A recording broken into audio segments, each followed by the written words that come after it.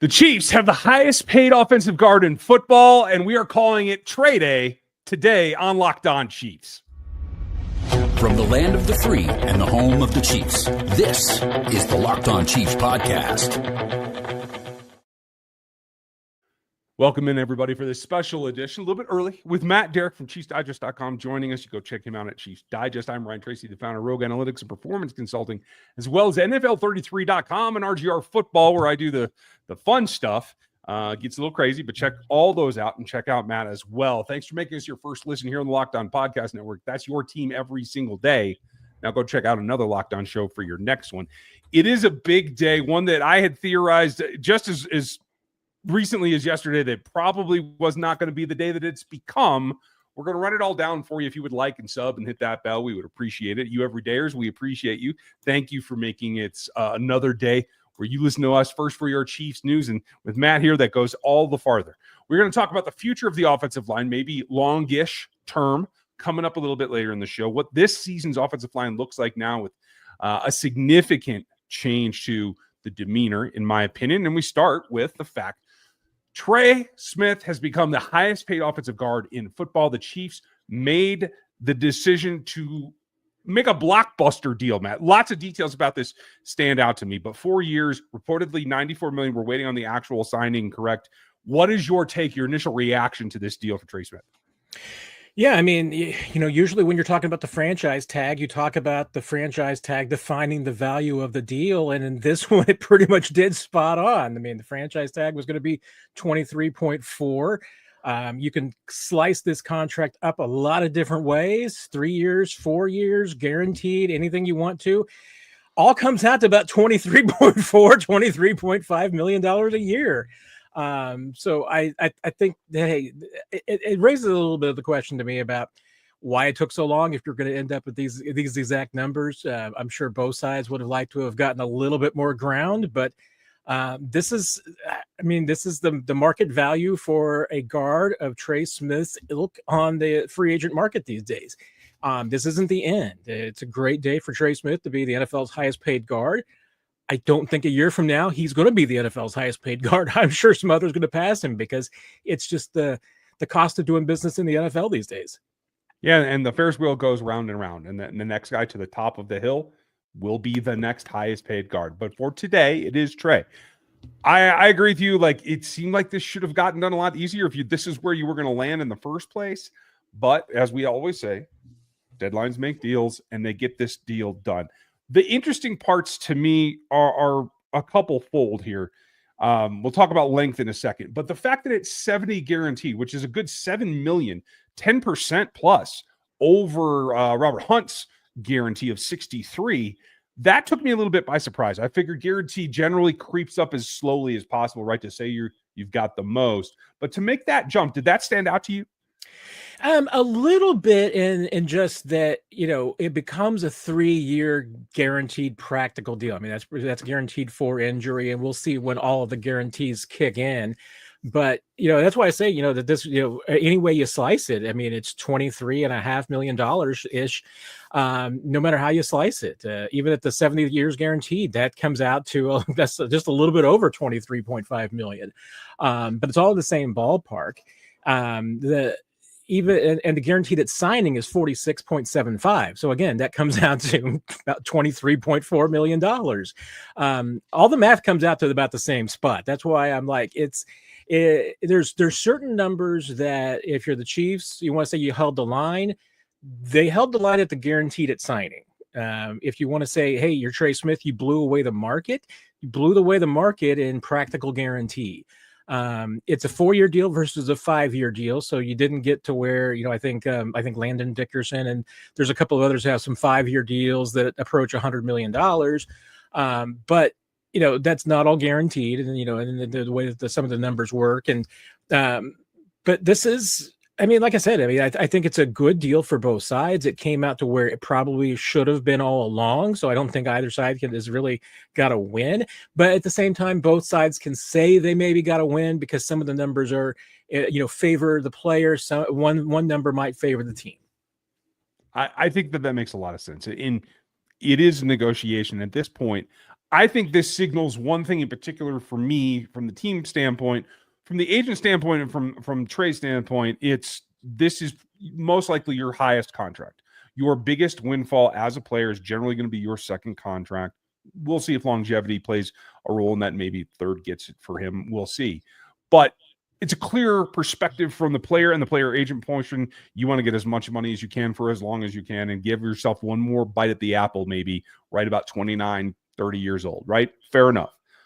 From the team's perspective, this signals to me that they are, after years of struggling back and forth at the tackle spot, and now having arguably the best interior three for the last 4 seasons, now with the decision to get to this point with Trey so that Joe Thuney would move on, is that you are doubling down on keeping Patrick Mahomes upright from the interior, the fastest way to the quarterback.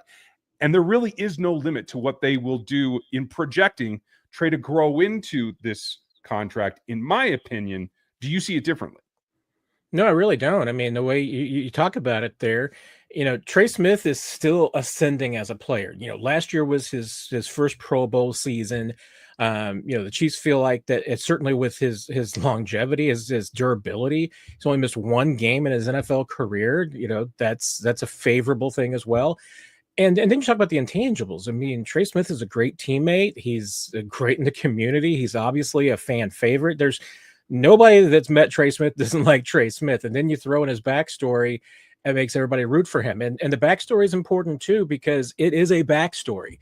Those blood clots are under control. And now it's, hey, there was even maybe a misdiagnosis in the whole thing. So it's not anything that he's had to deal with since college. So that is well in his past. And that's not anything that's a concern going forward. So all of what makes this deal make sense for the Chiefs. And then when you think about it from, building an offensive line standpoint, drafting of Josh Simmons and what the Chiefs have seen the last couple of months, I think absolutely plays a little bit into this as well, because the Chiefs are now somewhat comfortable and confident with the fact that they may have an affordable option at left tackle for the foreseeable future. And if that's the case, then now you've got the comfort level of being able to pay a Trey Smith. They're somewhat, I would say somewhat comfortable. Maybe not as comfortable as they are with Josh Simmons right now, but they're a little bit comfortable with Kingsley Suamataia. He's an affordable option possibly at left guard for the next couple of seasons. You're still working on right tackle. Maybe that's Jalen Moore next year. Maybe it's another option. Maybe it's an affordable option if you draft another tackle, or you feel like Wanya has grown himself into that role. You've got some options, but hey, if you're going to have to pay some players, that, and the Chiefs would certainly like to pay what they know. They'd rather pay, hey, Trey Smith $23.5 million because they know exactly what they're going to get out of Trey Smith. You don't necessarily know what you're going to be getting out of somebody else. So paying $23.5 million to a tackle, you don't know what you're going to get. That's why I think there's value here. And let's face it, I've had some people ask me today, it's like, how can you afford to pay a guard this much money? Well, look around the NFL. That's what guards are getting paid. It's not like that Trey Smith is topping deals that have been given out, exclusively by the Carolina Panthers, although they've got an expensive guard. But the Eagles are paying Landon Dickerson a ton of money. The Detroit's paying a tackle a ton of money. More and more teams are paying guards are paying guards money because you pay the players that perform. And guard is becoming a more premium position. And some teams realize that you've got to pay players who perform, and you have to keep trying at the other spots. You just can't pay left tackles and right tackles money for the sake of it. They've got to perform. And if a guard performs, that's who you pay. And that makes sense, especially for the teams that are competing for championships, as a number of those that you just mentioned are. The Chiefs will continue to do that because of this deal as well.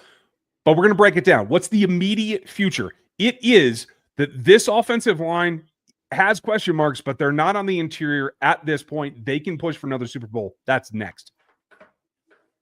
This is easy. Summer sports, they're in full swing. And when you're ready to get under those baseball lights, golf on the green, or take on that high-stakes soccer action, is that a thing? FanDuel's the best way to do it, no matter what. Even if you are the other football fan, it can make it that much more exciting. You're already in the flow of the action. Why not make it more thrilling? With FanDuel, you can get into it right away. during it. While you're getting sunburned on the beach, you can be in the action. I've been using FanDuel forever to track my favorite matchups, keep it fresh with new daily promotions. They're fun ways to bet. There's fun ways to get into new sports, different sports, and things that you love already.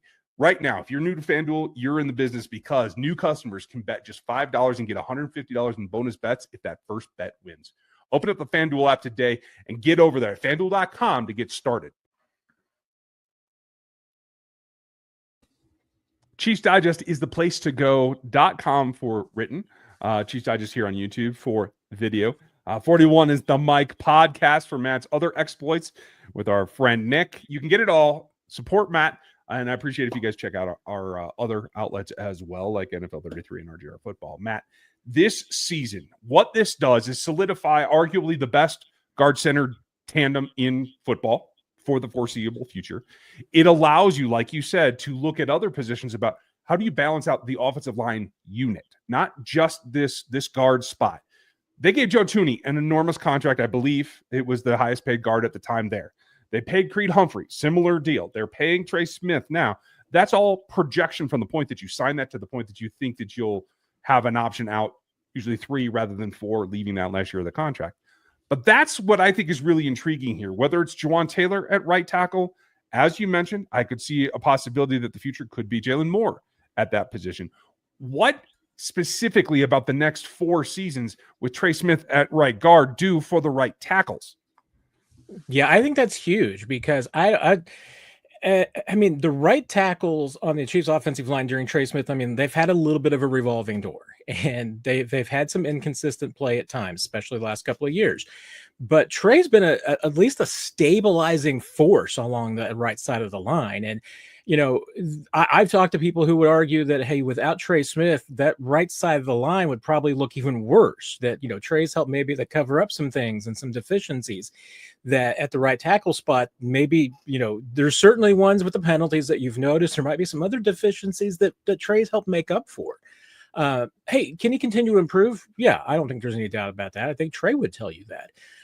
But yes, you're going to have now 2 of the best players in the league on your interior. You get the highest paid center and the highest paid guard. I'm glad you mentioned Joe Thuney because, once again, anybody having concerns about paying a guard this much money, you won 2 Super Bowls with Joe Thuney as the highest paid guard in the league. So, you know, that's not an impediment to winning Super Bowls. The key is having the right 5 guys. And, you know, the Chiefs feel like that Trey Smith and Creed Humphrey obviously are 2 of those 5 guys. That it's a lot easier to build a line when you've got 2 cornerstones like that, even if they're interior players. It's a lot easier to start with that than to start with nothing. And to your point earlier, you know, I mean, I think Brett Veach has made it pretty clear since the Tampa Bay Super Bowl loss that he's not going to let Patrick Mahomes end up in that spot again. They've had some problems with protection. It hasn't necessarily been a lack of spending money and draft picks, because the Chiefs have been amongst the leaders in offensive line spending the last few years, and this deal keeps it going. Yeah, I think it follows through on what is the philosophy that whatever Patrick needs first is our top priority, and it's always going to be, whether it's targets or whether it's protection. And I think that is justified when you're talking about this particular quarterback. The interesting thing there that it does now, and I have been a Kingsley believer since before his draft. I still believe that he should ascend to the starting left guard spot. I think his athleticism pays off there. But what does having Trey back do for him? I know there was, I wouldn't call it a mentor-mentee relationship, but I know there was guidance there. I've heard Kingsley talk about the guys helping him along. What does this interior 3 from this point forward look like versus the last interior 3? Yeah, and I'm glad you kind of bring that into it, and that, because that's even looking forward to the future about what this means. And, you know, one thing for sure, you know that you're probably not going to have Juwan Taylor at right tackle next year. If you were potentially replacing, you know, Trey at right guard as well, you'd be replacing your entire right side of your offensive line in 2026. And that's not an ideal situation to be going into. So having that continuity there is going to be huge. Yeah, I don't think that there's any doubt. You've got a series of young interior linemen that you're trying to develop. Not only is Kingsley, but, you know, hey, Mike Caliendo is still a young guy. Hunter Norzad's a young guy. CJ Hansen. I mean, you've invested draft picks and you've invested some time in Caliendo. Having Trey Smith as a mentor is huge.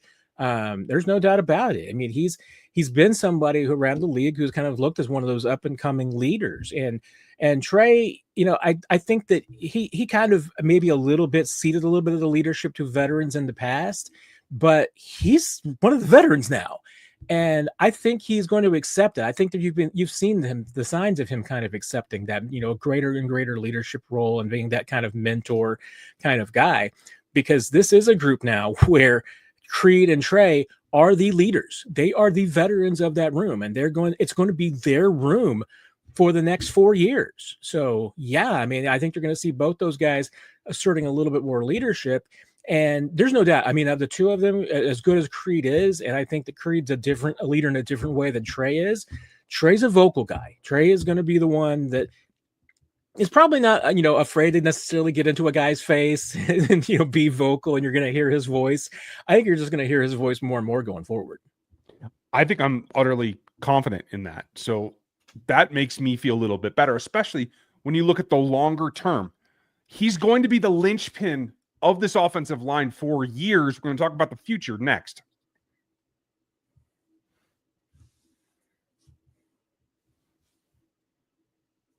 This season is one thing. You got to run back. You got to try to run it back, just like Matt will at Chiefs Digest. Make sure you check that out.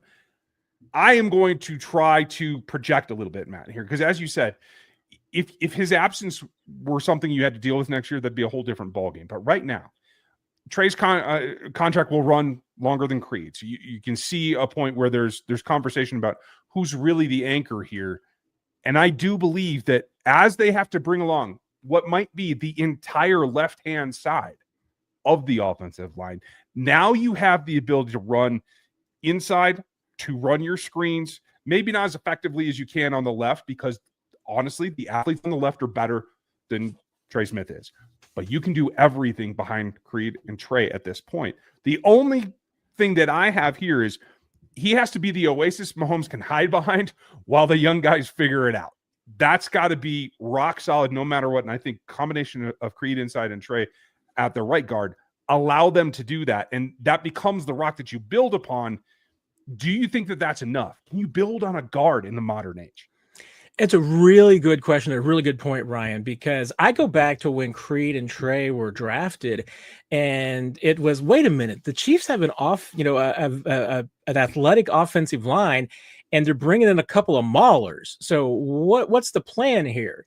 And I think that, hey, the Chiefs, I think, have suffered the last few years of trying to be multiple. I mean, they'll tell you that's been a goal of theirs, has been to be multiple. And I think one thing that's conventional wisdom that the Chiefs have been proven to true is that if you try to be all things on the offensive line, you just end up not being great at any one of them. So, trying to be a zone team, trying to be a gap team, man team, you can't do it that way. If you become just purely one way or the other, you're going to suffer in, your better area. Maybe the other area improves. But what it ends up being is that you just don't end up being great at either one of them. The Chiefs, I think this might be an indication that the Chiefs trying to go back to building a more athletic line. And Kingsley's part of that too, because the Chiefs will tell you that they feel like that Kingsley might be the most athletic left guard that they've had in a long time. And Joe Thuney, a great player, doesn't necessarily have the athleticism that Kingsley Suamataia does. So that's one thing that Kingsley brings that they felt like that Thuney didn't. Josh Simmons potentially is all athleticism. That's just what he does. Now you're kind of looking at maybe, Juwan at right tackle might be the only outlier. So now, is it, hey, are you looking for an athletic right tackle in the future? So to your point, you can get back to doing some of the things that used to be the bread and butter of this offense. It is the screen game. It's the outside zone. Maybe it's some of those aspects that have kind of either become less efficient or fallen by the wayside. They can get back to a little bit. One thing this offense has to do, it has to be less predictable. That's one thing that really exposed against, the Eagles is that, their offensive blocking schemes and just the offense in general was really predictable. The Eagles knew what they were going to do. You got to mix things up, and having a more athletic offensive line, I think is the way that the Chiefs are reacting to what happened in the Super Bowl. I like that you bring that up because that takes me on another route as well. Not only are they more athletic, but especially when you look at O-line masterminds or when Trey in particular, but Creed and Trey are talking to other offensive linemen. You can see how cerebral he is in the game. It reminds me of Mitch Schwartz, to tell you the truth, where Mitch was not the greatest athlete on the field, but his understanding of how to block, I think, made up for that. I see Trey Smith in a similar vein. Am I nuts?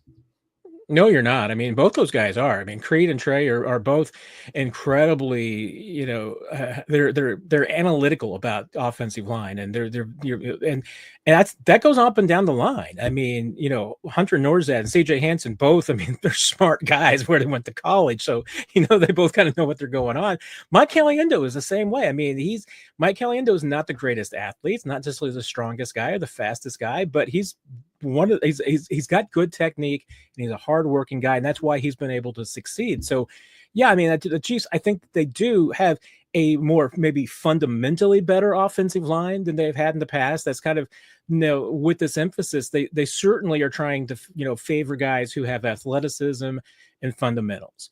And that's different than I think that they maybe an approach that they've had for a few years, because now they've got, a couple of guys who are fundamentally sound and technically sound and are athletic in Trey and Creed.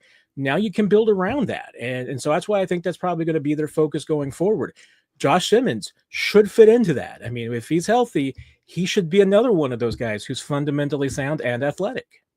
I agree with you completely. I feel like this is, starting with Creed and his contract now with Trey, the shift towards the next evolution of maybe the Chiefs' greatest offensive line units, going back to the 90s and some of the days with Will and Brian and getting all those things done. Maybe I'm being a little bit rose-colored glasses here, but can you see this being a building stone where we look back in 10 years and we're like, that's when that unit got started?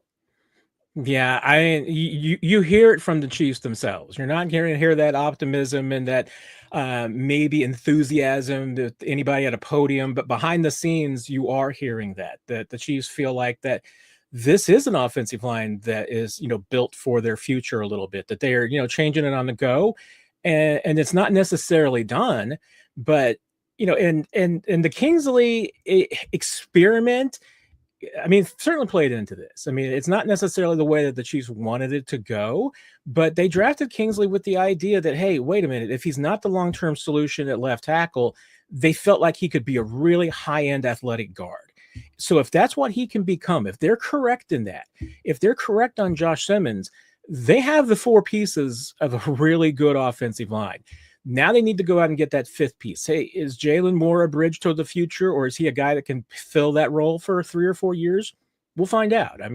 Chiefs, I would expect, are going to be still looking for their kind of right tackle piece to be able to go along with this. But that's the thing, is that, if Josh Simmons and Kingsley Suamataia can be the players that the Chiefs believe that they are, they're 80% towards having their line for the rest of the decade. And it just means they're just missing one more piece to put it together. And to your point, maybe you're talking about them in the terms of Willie Roaf and Will Shields and all those guys. And certainly, if this offensive line wins a couple more Super Bowls, they're going to have some gold jackets on that offensive line. They're going to have to. Don't forget Brian. Everybody always forgets Brian. Yeah, don't forget Brian Waters. No come way. Come on. Okay. So we're optimistic here, folks. Big day for Trey Smith. Big day for the future of the Chiefs. And nobody should be happier than Patrick Mahomes. I think he already said it. So, Matt, thank you for updating us and keeping us on the straight and narrow for what is a huge payday, but one that's going to pay off. Yeah, it certainly should. Great talking to you, Ryan. Folks, thank you for being with us. Make sure you check out Matt on all of his outlets, Chiefs Digest, they're generally called, and mine, RGR Football and NFL 33. We're going to be back tomorrow with you, breaking it down, back to getting ready for training camp as it is right around the corner. Have a great day. We appreciate you all. Make sure you like, sub, and hit that bell. Have a good one. We'll